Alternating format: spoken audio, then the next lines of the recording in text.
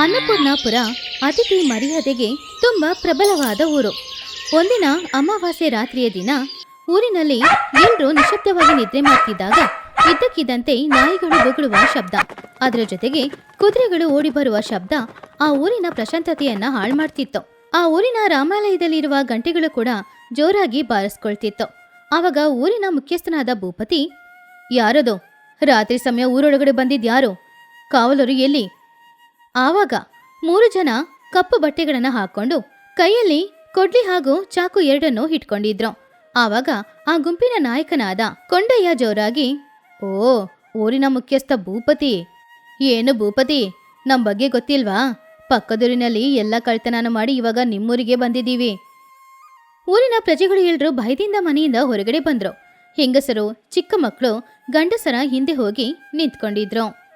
ಕೊಂಡಯ್ಯ, ಇದು ಬಡವರ ಊರು. ಇಲ್ಲಿ ನೀನು ದೋಚ್ಕೊಳ್ಳಕ್ಕೆ ನಮ್ಮ ಹತ್ರ ಹಣ ಚಿನ್ನ ಏನೂ ಇಲ್ಲ. ಓಹೋ, ಹಣ ಚಿನ್ನ ಏನೂ ಇಲ್ವಾ? ಹಾಗಾದ್ರೆ ಊಟ ಇದೆಯಾ? ನಮಗೆ ತುಂಬ ಹಸುವಾಗ್ತಾ ಇದೆ.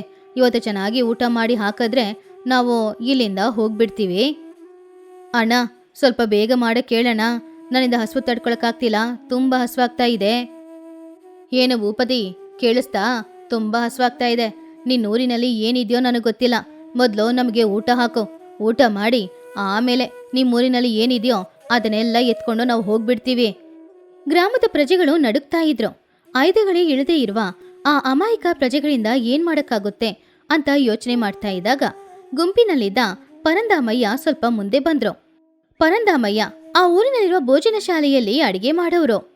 ಇಲ್ಲಿ ನೋಡಿ ಕೊಂಡಯ್ಯ, ನಮ್ಮ ಊರಿಗೆ ಬರುವ ಅತಿಥಿಗಳಿಗೆ ಒಳ್ಳೆ ಮರ್ಯಾದೆ ಮಾಡಿ ಕಳಿಸೋದು ನಮ್ಮ ಅಭ್ಯಾಸ. ನಿಮಗೇನ್ ಬೇಕೋ ಅದನ್ನ ನಾವು ಮಾಡಿ ಕೊಡ್ತೀವಿ. ಆಮೇಲೆ ನಮ್ಮ ಹತ್ರ ಏನಿದೆಯೋ ಅದನ್ನ ನೀವು ಕಿತ್ಕೊಂಡು ಹೋಗ್ಬೋದು. ಪರವಾಗಿಲ್ವೇ? ಮುದುಕನಿಗೆ ಧೈರ್ಯ ಜಾಸ್ತಿ. ಸರಿ, ಬೇಗ ಅಡಿಗೆ ಮಾಡಿ ಹಾಕೋ. ಆಹಾರದಲ್ಲಿ ಏನಾದ್ರೂ ತಪ್ಪಿದ್ರೆ ಮೊದಲು ಬೀಳೋದು ನಿನ್ ತಲೆನೇ. ಪರಂದಾಮಯ್ಯ, ಕಮಲ, ಸುಬ್ಬಯ್ಯ ಎಲ್ರೂ ಭೋಜನ ಶಾಲೆಗೆ ಬಂದ್ರು. ಎಲ್ರೂ ಕೂಡ ಭಯದಲ್ಲಿ ನಡುಗ್ತಾ ಇದ್ದಾಗ ಸುಬ್ಬಯ್ಯ ಪರಂದಾಮಯ್ಯನನ್ನ ನೋಡಿ ತುಂಬಾನು ಭಯದಿಂದ, ತಾತ, ಏನ್ ಮಾಡಿದೀರಾ? ಅವನಿಗೆ ಅಡಿಗೆ ಮಾಡಿ ಹಾಕ್ಬೇಕಾ? ಆಮೇಲೆ ಅವನು ನಮ್ಮನ್ನ ಸಾಯಿಸ್ಬಿಟ್ಟು ಹೋಗ್ತಾನೆ ಅಲ್ವಾ? ತಾತ, ಸುಬ್ಬಯ್ಯ ಹೇಳಿದ್ದು ನಿಜಾನೇ ಅಲ್ವಾ? ಅವನಿಗೆ ಊಟ ಹಾಕಿದ್ರೆ ಇನ್ನೂ ಅವನಿಗೆ ಬಲ ಬರುತ್ತೆ. ಆಮೇಲೆ ಅವನು ನಮ್ಮನ್ನೆಲ್ಲ ಕೊಂದ್ಬಿಟ್ಟು ಹೋದ್ರೆ ನಾವ್ ಏನ್ ಮಾಡೋದು? ಕಮಲ, ಆವೇಶ ಪಡ್ಬೇಡ. ನಮ್ಮ ಹತ್ರ ಆಯುಧಗಳು ಏನೂ ಇಲ್ವಲ್ಲ. ನಮ್ಮ ಹತ್ರ ಇರೋದು ಈ ಆಹಾರ ಮಾತ್ರ, ಈ ಅಡಿಗೆ ಮನೆ ಮಾತ್ರ. ಸ್ವಲ್ಪ ಬುದ್ಧಿನ ಯೋಚನೆ ಮಾಡು, ಗೊತ್ತಾಗುತ್ತೆ. ಓಹೋ, ಹಾಗಾದ್ರೆ ಆಹಾರದಲ್ಲಿ ವಿಷಾನ ಬೆರೆಸಿ ಅವರೆಲ್ಲರನ್ನ ಸಾಯಿಸ್ಬೇಕಾ? ಇಲ್ಲಮ್ಮ, ನಾವು ಅನ್ನ ಹಾಕೋರು. ಅನ್ನದಲ್ಲಿ ವಿಷ ಬೆರೆಸಿ ಅವರನ್ನ ಸಾಯಿಸಿದ್ರೆ ನಮ್ಮ ವಂಶಕ್ಕೆ ಕಲಂಕ. ನಾವು ಹಾಗೆ ಮಾಡಬಾರ್ದು. ಮತ್ತೆ ಇನ್ನೇನ್ ಮಾಡ್ಬೇಕಜ್ಜ? ಅಡಿಗೆಯಲ್ಲಿ ಸ್ವಲ್ಪ ಬದಲಾವಣೆ ಮಾಡ್ಬೇಕು. ಕಮಲ, ಅಡಿಗೆ ಮನೆಯಲ್ಲಿರುವ ಜಾಜಿಕಾಯಿ ಎಲ್ಲ ತಗೊಂಡ್ಬಾ. ಹಾಗೇನೆ ಗಸಗಸ ಎಲ್ಲಾನು ತಗೊಂಡ್ಬಾ. ಜಾಜಿಕಾಯಿ, ಗಸಗಸನ ಇದನ್ನ ತಿಂದ್ರೆ ಮೂಚೆ ಹೋಗ್ತಾರೆ ಅಲ್ವಾ? ಹೌದು, ಅಳತೆಯಿಂದ ಹಾಕಿದ್ರೆ ರುಚಿ, ಜಾಸ್ತಿ ಹಾಕಿದ್ರೆ ಎಲ್ರೂ ಮೂಚೆ ಹೋಗಿ ಬಿಡ್ಬೇಕು ಅಷ್ಟೇ.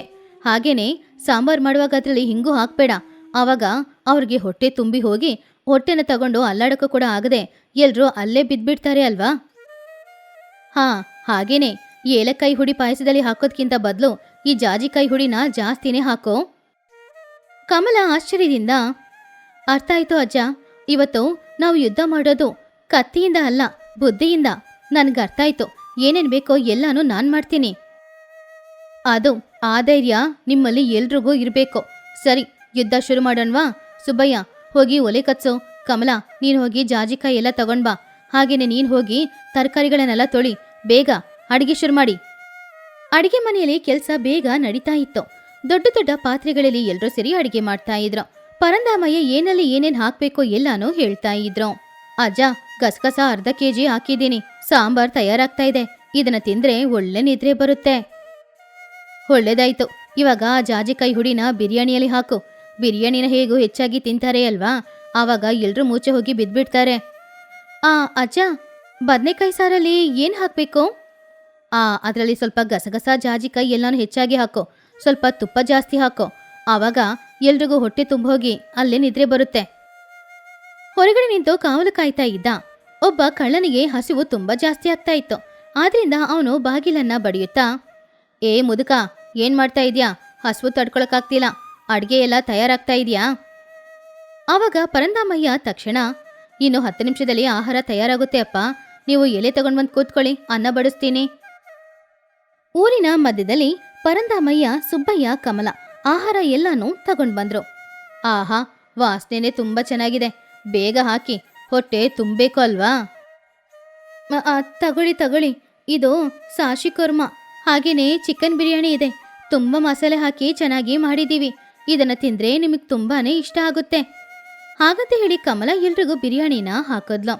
ಅರೆ ಅರೆ ಅರೆ, ಏ ವೆಂಕಣ್ಣ, ಇಷ್ಟು ದಿನ ನಾವು ಎಂತೆಂಥ ಬಿರಿಯಾನಿ ತಿಂದಿದ್ದೀವಿ, ಇಷ್ಟು ರುಚಿಯಾದ ಬಿರಿಯಾನಿನ ತಿಂದಿದೀಯಾ ನೀನು? ಆವಾಗ ವೆಂಕಣ್ಣ ಕೂಡ ಆ ಬಿರಿಯಾನಿನ ತಿಂದೋಡಿ, ಇಲ್ಲ ಇಲ್ಲ ಅಣ್ಣ, ಇಂಥ ಬಿರಿಯಾನಿನ ನನ್ನ ಜೀವನದಲ್ಲಿ ತಿಂದೇ ಇಲ್ಲ, ನಿಜವಾಗ್ಲೂ ತುಂಬ ರುಚಿಯಾಗಿದೆ ಅಣ್ಣ. ಪರಂದಮಯ್ಯ ನಗುತ್ತಾ, ಬಿರಿಯಾನಿ ಮಾತ್ರ ಇಟ್ಕೊಂಡಿದ್ರೆ ಏನೋ, ಇನ್ನು ಏನೇನೋ ಇದೆ, ಪಾಯಸ ಬೇರೆ ಇದೆ, ತುಂಬ ಚೆನ್ನಾಗಿರುತ್ತೆ, ತಿನ್ನಿ. ಸುಬ್ಬಯ್ಯ ಕೈ ನಡುಗುತ್ತಾ ಪಾಯಸನ ತಗೊಂಡ್ ಬಂದ.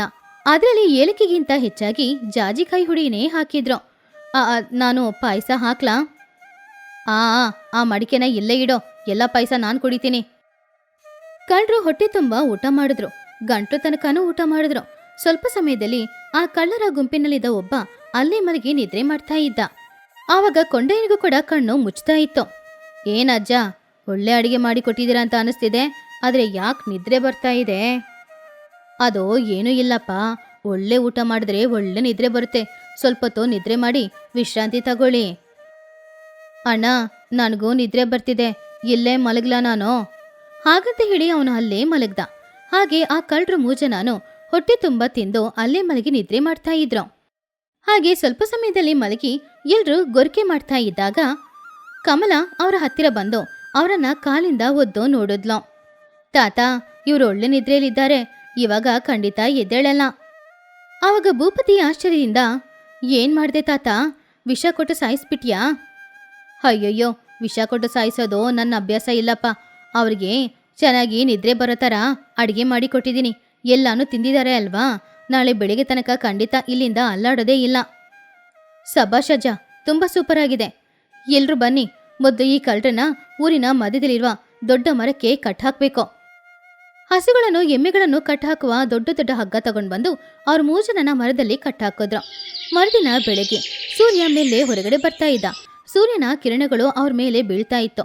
ಆದ್ರೂ ಕೂಡ ಅವ್ರಿನ್ನೂ ಚೆನ್ನಾಗಿ ನಿದ್ರೆ ಮಾಡ್ತಾನೇ ಇದ್ರು. ಹೀಗಿರುವಾಗ ಪಕ್ಕದೂರಿಂದ ಪೊಲೀಸ್ ಅಧಿಕಾರಿ ಅವರ ಊರಿಗೆ ಬಂದ್ರು. ಪೊಲೀಸ್ ಅಧಿಕಾರಿಯ ಜೊತೆ ಇನ್ನೂ ಕೆಲವು ಪೊಲೀಸ್ಗಳು ಇದ್ರು. ಅವರು ಅಲ್ಲಿ ಬಂದು ನೋಡಿ ಆ ದೃಶ್ಯವನ್ನು ನೋಡಿ ತುಂಬಾನು ಆಶ್ಚರ್ಯಪಟ್ರು. ಏನಿದು, ಈ ಕೊಂಡೆಯನ್ನು ಹಿಡಿಯಕ್ಕೆ ನಾವು ತುಂಬಾನೇ ಕಷ್ಟಪಡ್ತಾ ಇದ್ದೀವಿ, ಆದ್ರೆ ಆಯುಧಗಳೇ ಇಲ್ಲದೆ ಇರುವ ನೀವು ಇವರನ್ನ ಹೇಗೆ ಕಟ್ಟಾಕಿದ್ದೀರಾ? ನಿಮ್ಮ ಹತ್ರ ಏನು ಆಯುಧಗಳು ಇದೆ? ಆವಾಗ ಭೂಪತಿ ಹೆಮ್ಮೆಯಿಂದ ಮುಂದ್ಗಡೆ ಬಂದು, ನಮ್ಮ ಹತ್ರ ಆಯುಧಗಳು ಏನೂ ಇಲ್ಲ, ಆದ್ರೆ ಬುದ್ಧಿವಂತನಾದ ಪರಂದಾಮಯ್ಯ ತಾತ ಇದ್ದಾರೆ. ಹೌದಾ, ನೀವು ಏನ್ ಮಾಡಿದ್ರಿ ತಾತ? ನಮ್ಮ ತಾತ ಬಲನ ಉಪಯೋಗ ಮಾಡಿಲ್ಲ, ಬುದ್ಧಿನ ಉಪಯೋಗ ಮಾಡಿ ಅವರೆಲ್ರಿಗೂ ಚೆನ್ನಾಗಿ ಊಟ ಹಾಕಿ ಎಲ್ರೂ ಮೂಚೆ ಹೋಗಿ ಬೀಳೋ ಥರ ಮಾಡಿದ್ದಾರೆ ಅಷ್ಟೇ. ಸ್ವಲ್ಪ ಸಮಯದಲ್ಲಿ ಕೊಂಡಯ್ಯ ಮೇಲೆ ಕಣ್ಬಿಟ್ಟು ನೋಡ್ದ.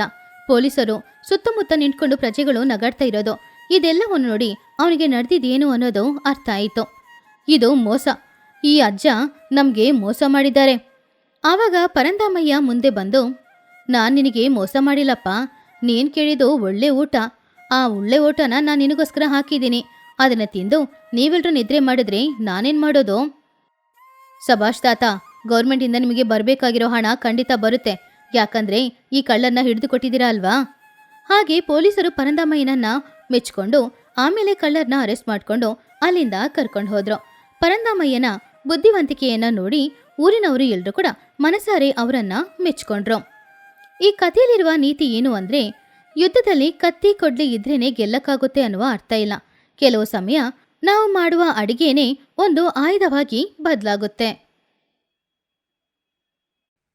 ಚಳಿ ಹೆಚ್ಚಾಗಿದ್ದ ಒಂದಿನ ರಾತ್ರಿ ಸಮಯ ರಂಗಯ್ಯ ಅವನ ಮನೆಯಲ್ಲಿ ಬೆಡ್ಶೀಟ್ನ ಹಾಕೊಂಡು ಮನೆಯೊಳಗಡೆ ಕೂತ್ಕೊಂಡಿದ್ದ.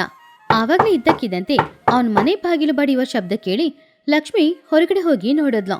ಅರೇ ರಾಘವ, ಜಾನಕಿ, ಏನೋ ಇಬ್ರು ಸಡನ್ ಆಗಿ ಬಂದಿದ್ದೀರಾ? ಬನ್ನಿ ಬನ್ನಿ, ಹೊರಗಡೆ ಚಳಿ ಜಾಸ್ತಿ ಇದೆ, ಒಳಗಡೆ ಹೋಗೋಣ.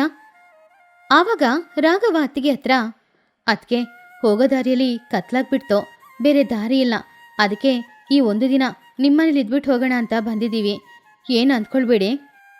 ಆವಾಗ ಲಕ್ಷ್ಮಿ ನಗುತ್ತಾ, ಅದರಲ್ಲೇನಿದೆ, ಬನ್ನಿ ಒಳಗಡೆ ಹೋಗೋಣ ಹಾಗಂತ ಹೇಳಿ ರಂಗಯ್ಯನನ್ನ ನೋಡಿ, ರೀ ಯಾರು ಬಂದಿದ್ದಾರೆ ಅಂತ ನೋಡಿ. ಆವಾಗ ರಂಗಯ್ಯ ಆ ಚಳಿಯಲ್ಲಿ ಕೂತ್ಕೊಂಡು, ಯಾರೋ ಈ ಸಮಯದಲ್ಲಿ ಬಂದಿರೋದೋ. ಆವಾಗ ಎಲ್ರೂ ಕೂಡ ಮನೆಯೊಳಗಡೆ ಹೋದ್ರು. ಬಾವಾ ಹೇಗಿದ್ದೀರಾ? ಏನ್ ಬಾವಾ, ಚಳಿ ತಡ್ಕೊಳಕ್ಕಾಗ್ತಾ ಇಲ್ವಾ? ನಡುಕ್ತಾ ಇದ್ದೀರಾ? ಆವಾಗ ರಂಗಯ್ಯ, ನೀವಾ, ಏನಿದು ಈ ಚಳಿಯಲ್ಲಿ ಆ ಕಡೆ ಈ ಕಡೆ ಅಂತ ತಿರುಗಾಡ್ತಾ ಇದ್ದೀರಾ? ಮನೇಲಿ ಕೂತ್ಕೊಂಡಿರಕ್ಕಾಗಲ್ವಾ ನಿಮ್ಮಿಂದ? ಇವಾಗ ನೀವು ಬಂದಿದ್ರಿಂದ ನನ್ನ ಮನೇಲಿ ಜಾಸ್ತಿ ಖರ್ಚಾಗ್ಬೇಕಾ? ಅಷ್ಟೆಲ್ಲ ಖರ್ಚು ಮಾಡೋಕ್ಕೆ ನನ್ನಿಂದ ಆಗಲ್ಲ. ಆವಾಗ ರಾಘವ, ಅಣ್ಣ ಬೇರೆ ದಾರಿ ಇಲ್ದೇನೆ ಬಂದಿರೋದನ್ನ, ಅದಕ್ಕೆ ಕುಡಿಯೋಕ್ಕೆ ಸ್ವಲ್ಪ ಬಿಸಿನೀರು ಕೊಡ್ತೀರಾ? ಬಿಸಿ ನೀರಾ? ಬಿಸಿ ನೀರು ಬಿಸಿ ಮಾಡಬೇಕಂದ್ರೆ ಎಷ್ಟು ಸೌದೆ ಖರ್ಚಾಗುತ್ತೆ ಅಂತ ಗೊತ್ತಾ? ಆ ಸೌದೆಗೆ ಎಷ್ಟು ಬೆಲೆ ಅಂತ ಗೊತ್ತಾ? ತಣ್ಣೀರೇ ಕುಡೀರಿ, ಚಳಿಗೆ ತಣ್ಣೀರು ಕುಡಿದ್ರೆ ಸೆಟ್ಟಾಗುತ್ತೆ. ರೀ, ಅವ್ರು ನಮ್ಮನೆಗೆ ಬಂದಿರುವ ಅತಿಥಿಗಳು, ಅವ್ರ ಹತ್ರ ಹೋಗಿ ಈ ರೀತಿ ಮಾತಾಡೋದು ತಪ್ಪು ರೀ. ರಂಗಯ್ಯ ಲಕ್ಷ್ಮಿ ಹತ್ತಿರ ಹೋಗಿ, ಹುಚ್ಚಿತರ ಅವ್ರನ್ನ ಚೆನ್ನಾಗಿ ನೋಡ್ಕೊಳ್ಬೇಡ, ಆಮೇಲೆ ಅಭ್ಯಾಸ ಆದ್ರೆ ಪುನಃ ಪುನಃ ನಮ್ಮ ಮನೆಗೆ ಬಂದು ನಮ್ಮ ಜೀವ ತೆಗಿತಾರೆ. ರಾಘವಯ್ಯ, ಜಾನಕಿ ಕೂತ್ಕೊಳ್ಳಿ, ಬಿಸಿನೀರು ತಗೊಂಡ್ ಬರ್ತೀನಿ. ಪರವಾಗಿಲ್ಲ ಅದ್ಕೆ, ಈ ಚಳಿಗಾಲಿಗೆ ನನಗೆ ಕಾಲೆಲ್ಲ ತಣ್ಣಗಾಗ್ತಾ ಇದೆ.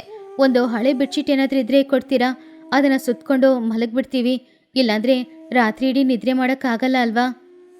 ಅದನ್ನೇ ಕೇಳಿದ ರಂಗಯ್ಯ ತುಂಬಾನು ಕೋಪದಿಂದ, ಏನೋ ಬೆಡ್ಶೀಟ್ ಬೇಕಾ? ನಮ್ಮ ಹತ್ರ ಇರೋದೇ ಹಳೆ ಬೆಡ್ಶೀಟ್ ಒಂದೇ ಒಂದು, ಅದನ್ನ ನಿಮ್ಗೆ ಕೊಟ್ರೆ ನಾವೇನು ಹೊತ್ಕೊಳ್ಳೋದು? ಅದು ಅಲ್ಲದೆ ನೀವು ಹೊತ್ಕೊಂಡ್ರೆ ಅದು ಹಾಳಾಗುತ್ತೆ. ಆಮೇಲೆ ಹೊಸ ಬೆಡ್ಶೀಟ್ ತಗೊಳಕ್ಕೆ ನನ್ನ ಹತ್ರ ಹಣ ಇಲ್ವಲ್ಲ. ಅಣ್ಣ, ಹೊರಗಡೆ ಚಳಿ ಜಾಸ್ತಿ ಇದೆ, ಮನೆಗೂ ಹೋಗೋಕ್ಕಾಗಲ್ಲ. ರಾತ್ರಿ ಈ ಚಳಿಯಲ್ಲಿ ನಿದ್ರೆ ಮಾಡೋಕ್ಕೂ ಆಗಲ್ಲ, ಅದಕ್ಕೆ ತಾನೇ ಕೇಳ್ತಾ ಇರೋದು. ಇಲ್ಲಿ ನೋಡ್ರೋ, ನಿಮಗೋಸ್ಕರ ಈಗ ಬೆಡ್ಶೀಟ್ ಕೊಟ್ರೆ ನಾನು ಲಕ್ಷ್ಮಿ ಯಾವುದ್ರಲ್ಲಿ ಮಲ್ಕೊಳ್ಳೋದು? ಹೊಸ ಬೆಡ್ಶೀಟ್ ತಗೊಳಕ್ಕೆ ನಮ್ಮ ಹತ್ರ ಹಣನೂ ಇಲ್ವಲ್ಲ, ಅದಕ್ಕೆ ಹೇಳಿದೆ, ಬೇರೆ ಏನೂ ಇಲ್ಲ. ಆವಾಗ ಲಕ್ಷ್ಮೀ ರಂಗಯ್ಯನನ್ನ ಒಳಗಡೆ ಕರ್ಕೊಂಡು ಹೋಗಿ, ಏನ್ರಿ ಇದು, ಯಾಕೆ ಬಂದವ್ರ ಹತ್ರ ಈ ರೀತಿ ಮಾತಾಡ್ತಾ ಇದ್ದೀರಾ? ನಮ್ಮ ಬೀರೋದಲ್ಲಿ ಹೊಸ ಬೆಡ್ಶೀಟ್ ಇದೆ ಅಲ್ವಾ, ಅದನ್ನ ತೆಗೆದು ಅವ್ರಿಗೆ ಕೊಡಿ, ಅವ್ರು ಹೊತ್ಕೊಂಡು ಇವತ್ತು ರಾತ್ರಿ ಮಲ್ಕೊಳ್ಳಿ.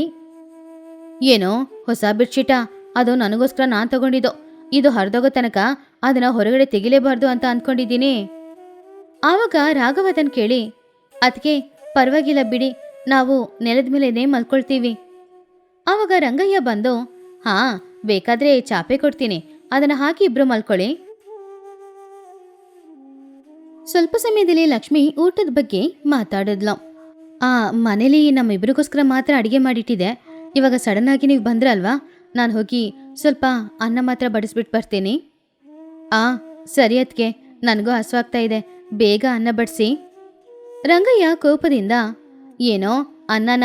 ಯಾಕೆ? ಇವಾಗ ಇರೋ ಅನ್ನನ ಇಟ್ಕೊಂಡು ಎಲ್ರೂ ತಿನ್ಬೋದಲ್ವಾ? ಹೆಚ್ಚಾಗಿ ಮಾಡಿದ್ರೆ ನಾಳೆ ಅದು ಹಾಳಾಗುತ್ತೆ ಮತ್ತೆ.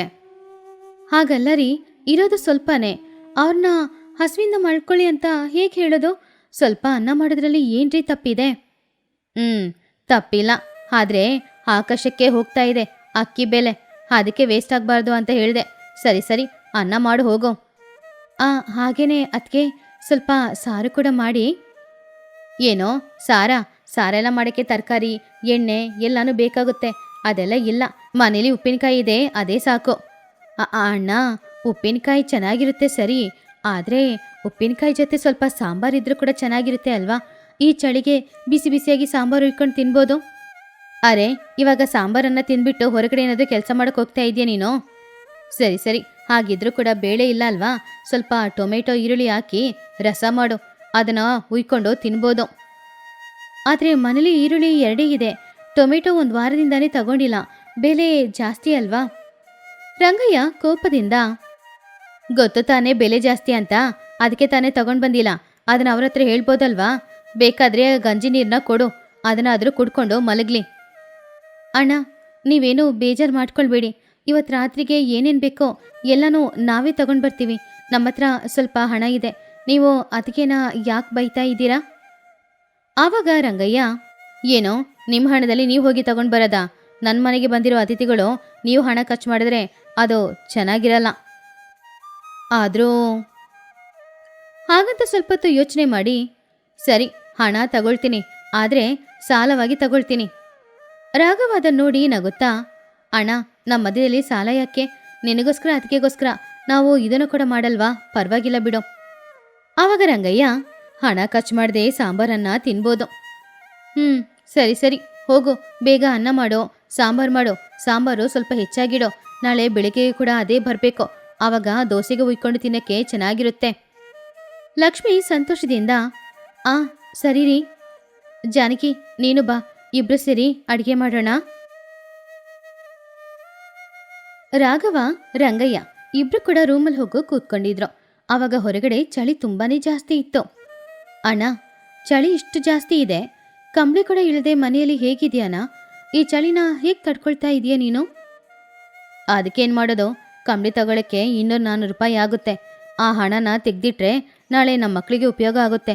ಸುಮ್ಮನೆ ಹಣನ ಖರ್ಚು ಮಾಡಬಾರ್ದು, ಯಾವಾಗಲೂ ಹಣನ ಕೂಡಿಡ್ಬೇಕು. ಅಣ್ಣ, ಹಣನ ಕೂಡಿಡ್ಬೇಕು ಅಂತ ಅಂದ್ಕೊಳ್ಳೋದು ಒಳ್ಳೆ ವಿಷಯನೇ, ಆದರೆ ಅದಕ್ಕೇಂತ ಹೇಳ್ಬಿಟ್ಟು ನಿನಗೋಸ್ಕರ 1 ರೂಪಾಯಿ ಕೂಡ ಖರ್ಚು ಮಾಡಿದೆ ಹೀಗೆ ಎಲ್ಲಾನು ತೆಗ್ದಿಟ್ರೆ ನಿನ್ನ ಜೀವನ ಚೆನ್ನಾಗಿರುತ್ತಾ? ನೀನು ಹೊಟ್ಟೆ ತುಂಬ ಊಟ ಮಾಡಿ ಎಷ್ಟು ದಿನ ಆಯಿತು? ನಿನ್ನ ಆರೋಗ್ಯ ಏನಾಗದು ಹೇಳು? ನನ್ನ ಆರೋಗ್ಯಕ್ಕೆ ಏನೋ, ನಾನು ಚೆನ್ನಾಗಿನೇ ಇದ್ದೀನಿ ಅಣ್ಣ. ವಯಸ್ಸಿದೆ ಅಂತ ಕಷ್ಟಪಟ್ಟು ದುಡಿಯುವಾಗ ಸ್ವಲ್ಪ ಆರೋಗ್ಯನೂ ಚೆನ್ನಾಗಿ ನೋಡ್ಕೊಳ್ಬೇಕು, ಚೆನ್ನಾಗಿ ಊಟ ಮಾಡ್ಕೊಳ್ಬೇಕು. ಈ ವಾತಾವರಣಕ್ಕೆ ತಕ್ಕಂಗೆ ಏನೇನು ಮಾಡ್ಕೊಳ್ಬೇಕೋ ಎಲ್ಲನೂ ಮಾಡ್ಕೊಳ್ಳೋದು ಒಳ್ಳೇದು ತಾನೇ. ಅದೆಲ್ಲ ನನಗೆ ಬೇಕಾಗಿಲ್ಲ. ಹಾಗಲ್ಲ ಹೇಳ್ಬೇಡ ಅಣ್ಣ, ನೀನು ಕಷ್ಟಪಟ್ಟು ದುಡಿಯೋನು, ಈ ಮನೆಗೆ ನೀನೇ ಅಲ್ವಾ ಎಲ್ಲ. ನಿನ್ನ ಆರೋಗ್ಯನ ಚೆನ್ನಾಗಿ ನೋಡ್ಕೊಂಡ್ರೇನೆ ನಾಳೆ ಅತ್ತಿಗೆ ಮಕ್ಕಳು ಎಲ್ಲರೂ ಚೆನ್ನಾಗಿರೋದು. ಸ್ವಲ್ಪ ನಿನ್ನ ಆರೋಗ್ಯದ ಕಡೆ ಗಮನ ಕೊಡು, ಹಣನ ನಿನಗೋಸ್ಕರನೂ ಖರ್ಚು ಮಾಡು. ಏನೋ ಇವಾಗ ಏನು ಹೇಳ್ತಾ ಇದೀಯ ನೀನು? ಅಣ್ಣ, ನಾನು ಹೇಳಿದೆಲ್ಲ ಒಂದೇ, ಹಣ ಖರ್ಚು ಮಾಡು, ಕೂಡಿಡು. ಆದರೆ ಖರ್ಚು ಮಾಡಿದ್ದಕ್ಕೆ ಹೋಗಿ ಮಿಗ್ಲಿದೇನಾದ್ರೂ ಇದ್ರೆ ಕೂಡಿಡು. ಅದನ್ನು ಬಿಟ್ಬಿಟ್ಟು ಸರಿಯಾಗಿ ಊಟ ಮಾಡಿದೆ, ನಿನಗೋಸ್ಕರ ಏನು ಮಾಡ್ಕೊಳ್ಳದೆ ಇದೇ ರೀತಿ ಹಣನ ಕೂಡಿಟ್ಕೊಂಡೇ ಹೋದ್ರೆ ನಾಳೆ ನಿನ್ನ ಆರೋಗ್ಯಕ್ಕೆ ಏನಾದರೂ ಆದರೆ ಆ ಹಣ ಎಲ್ಲನೂ ಖರ್ಚಾಗ್ಬಿಡುತ್ತೆ ತಾನೆ. ಅದನ್ನು ಕೇಳಿ ರಂಗಯ್ಯ, ಅದೆಲ್ಲ ನಾನು ನೋಡ್ಕೊಳ್ತೀನಿ ಕಣೋ. ಅಣ್ಣ, ಆರೋಗ್ಯಕ್ಕೆ ಏನಾದರೂ ಆದರೆ ನೀನು ನೋಡ್ಕೊಳ್ಳೋದಲ್ಲ, ನಿನ್ನನ್ನು ಎಲ್ಲರೂ ನೋಡ್ಕೊಳ್ಬೇಕು. ಆವಾಗ ನೀನು ಕೂಡಿಟ್ಟಿರೋ ಹಣ ಎಲ್ಲನೂ ಅವರು ಇದಕ್ಕೆ ಖರ್ಚು ಮಾಡ್ತಾರೆ. ಇಷ್ಟು ದಿನ ನಿನ್ನ ಪಟ್ಟ ಕಷ್ಟ ಎಲ್ಲನೂ ವೇಸ್ಟ್ ಆಗಲ್ವಾ? ಅದನ್ನು ಕೇಳಿ ರಂಗಯ್ಯ, ಇಲ್ಲಿ ನೋಡೋ, ನೀನೇನೋ ಹೇಳ್ತಾ ಇದೀಯಾ, ಏನೋ ಒಂಥರ ಆಗ್ತಾ ಇದೆ. ನಾನು ತುಂಬ ಜಿಪುಣತನ ತೋರಿಸ್ತಾ ಇದ್ದೀನಾ? ಇಲ್ಲಣ್ಣ, ನೀನು ನಿನ್ನ ಕುಟುಂಬಕ್ಕೋಸ್ಕರ ಯೋಚನೆ ಮಾಡಿ ಹಣ ಖರ್ಚು ಮಾಡ್ತಾ ಇದೀಯಾ. ಅದನ್ನ ಜಿಪುಣತನ ಅಂತ ಹೇಳ್ಬಾರ್ದು, ಅದು ನಿನ್ನ ಕರ್ತವ್ಯ. ಆದರೆ ನಿನ್ನ ಆರೋಗ್ಯನೂ ಮುಖ್ಯ ಅಲ್ವಾ? ಹೊಟ್ಟೆ ತುಂಬ ಊಟ ಮಾಡು, ಕಷ್ಟಪಟ್ಟು ದುಡಿ, ಮಿಗ್ಲಿರೋ ಹಣನ ಕೂಡಿಡು, ಅದು ಸಾಕಲ್ವಾ? ಆವಾಗಲೇ ಆಹಾರ ತಯಾರು ಮಾಡಿ ಲಕ್ಷ್ಮೀ ಜಾನಕಿ ಬಂದ್ರು. ಬನ್ನಿ, ಇಬ್ರು ಬಿಸಿ ಬಿಸಿಯಾಗಿ ಊಟ ಮಾಡಿವ್ರಂತೆ. ಅಣ್ಣ, ಬೇಗ ಬನ್ನಿ, ಆಮೇಲೆ ಆಹಾರ ತಣ್ಣಗಾಗುತ್ತೆ. ರಂಗಯ್ಯ ಹಾಗೂ ರಾಘವ ಇಬ್ರು ಬಂದು ಕೂತ್ಕೊಂಡ್ರು. ಸಾಂಬಾರು ಸ್ವಲ್ಪ ಜಾಸ್ತಿ ಮಾಡಿಟ್ಟಿದ್ದಾನೆ. ಹೌದು ರೀ, ನಾಳೆ ಬೆಳಿಗ್ಗೆ ಕೂಡ ಬರುತ್ತೆ. ಆವಾಗ ಇದ್ದಕ್ಕಿದ್ದಂತೆ ರಾಘವ ಹೇಳಿದ ಮಾತುಗಳೆಲ್ಲಾನು ರಂಗಯ್ಯನಿಗೆ ನೆನಪಿಗೆ ಬಂತು. ರಾಘವ, ನೀವಿಬ್ರು ನೆಲದಲ್ಲಿ ಮಲ್ಕೊಳ್ಳೋದೇನು ಬೇಡ, ನನ್ನ ಹತ್ರ ಹೊಸ ಬೆಡ್ಶೀಟ್ ಇದೆ, ಅದನ್ನ ಕೊಡ್ತೀನಿ, ಇಬ್ರು ಹೊತ್ಕೊಂಡು ಮಲ್ಕೊಳ್ಳಿ, ಸರಿನಾ? ಅದನ್ನ ಕೇಳಿ ರಾಘವ, ಅಣ್ಣ, ಇದು ನೀನೇನಾ? ನಾನೇ ಕಣೋ. ಯಾಕೆ ಬೇರೆ ಥರ ಕಾಣಿಸ್ತಾ ಇದ್ದೀನಾ? ನೀನು ಹೇಳಿದ ಮಾತುಗಳಲ್ಲಿ ಅರ್ಥ ಇದೆ ಕಣೋ, ಅದಕ್ಕೆ ನಿನಗೋಸ್ಕರ ನಾನು ಇದನ್ನು ಮಾಡ್ತಾ ಇರೋದು. ಅದನ್ನು ಕೇಳಿ ಜಾನಕಿ ಅಳುತ್ತಾ, ಅಣ್ಣ, ನೀವಿಷ್ಟು ಬದಲಾಗಿದ್ದೀರಾ, ಇದೇ ಸಾಕು, ಬೇರೆ ಏನು ಬೇಡ. ಆವಾಗ ಲಕ್ಷ್ಮಿ ಕೂಡ ಗಂಡನನ್ನ ನೋಡಿ, ನೀವು ಈ ರೀತಿ ಬದಲಾಗ್ತೀರಾ ಅಂತ ನನಗೆ ಗೊತ್ತಿಲ್ಲ ರೀ, ತುಂಬ ಸಂತೋಷ ಆಗ್ತಾ ಇದೆ. ನನ್ನನ್ನು ಹೊಗಳಿದೆಲ್ಲ ಸಾಕು, ಬಿಸಿ ಬಿಸಿ ಅನ್ನ ಬಡಿಸು. ಮತ್ತೆ ಆಹಾರ ತಣ್ಣಗಾದ್ರೆ ಚಳಿ ತುಂಬ ಹೆಚ್ಚಾಗುತ್ತೆ, ಬಿಸಿ ಬಿಸಿ ತಿಂದ್ರೇನೆ ಚೆನ್ನಾಗಿರೋದು. ಅಣ್ಣ, ನೀನು ಬದಲಾಗ್ತೀಯ ಅಂತ ಗೊತ್ತು, ಆದರೆ ಇಷ್ಟು ದೂರ ಬದಲಾಗ್ತೀಯ ಅಂತ ಗೊತ್ತಿರಲಿಲ್ಲ. ನಿಜವಾಗ್ಲೂ ತುಂಬ ಸಂತೋಷ ಆಗ್ತಿದೆ ಅಣ್ಣ. ಆವಾಗ ರಂಗಯ್ಯ ಸಂತೋಷದಿಂದ, ನಿಮ್ಮ ಸಂತೋಷನೇ ಅಲ್ವೇನೋ ನನ್ನ ಸಂತೋಷ ಕೂಡ. ಹಾಗೆ ಎಲ್ಲರೂ ಹೊಟ್ಟೆ ತುಂಬ ಊಟ ಮಾಡಿ ಮುಗಿಸಿದ್ರು. ಆಮೇಲೆ ರಂಗಯ್ಯ ಹೋಗಿ ಸ್ವಲ್ಪ ಸೌದೆಗಳನ್ನ ತಗೊಂಡು ಬಂದು ಚಳಿ ಕಾಯೋದಕ್ಕೋಸ್ಕರ ಮನೆಯ ಮಧ್ಯದಲ್ಲೇ ಬೆಂಕಿ ಹಾಕ್ಕೊಂಡು ಅವರು 4 ಜನನು ಸುತ್ತಮುತ್ತ ಕೂತ್ಕೊಂಡಿದ್ರು. ಈ ಕಥೆಯಲ್ಲಿರುವ ನೀತಿ ಏನು ಅಂದ್ರೆ, ಹಣ ಸಂಪಾದನೆ ಮಾಡೋದು ಮುಖ್ಯ, ಅದನ್ನ ಕೂಡಿಡೋದು ಕೂಡ ಮುಖ್ಯ. ಅದೇ ರೀತಿ ನಮಗೋಸ್ಕರ ಹಣನ ಖರ್ಚು ಮಾಡ್ಕೊಳ್ಳೋದು ಕೂಡ ತುಂಬಾನೇ ಮುಖ್ಯ. ನಮಗೆ ಕಷ್ಟಪಟ್ಟು ದುಡಿಯೋಕ್ಕೆ ಆರೋಗ್ಯ ತುಂಬಾ ಮುಖ್ಯ ಅನ್ನೋದ್ರಿಂದ ಹೊಟ್ಟೆಗೆ ಮಾತ್ರ ಯಾವಾಗಲೂ ವಂಚನೆ ಮಾಡಲೇಬಾರ್ದು. ಹೊಟ್ಟೆ ತುಂಬ ಊಟ ಮಾಡಿ ಕಷ್ಟಪಟ್ಟು ದುಡಿಬೇಕು.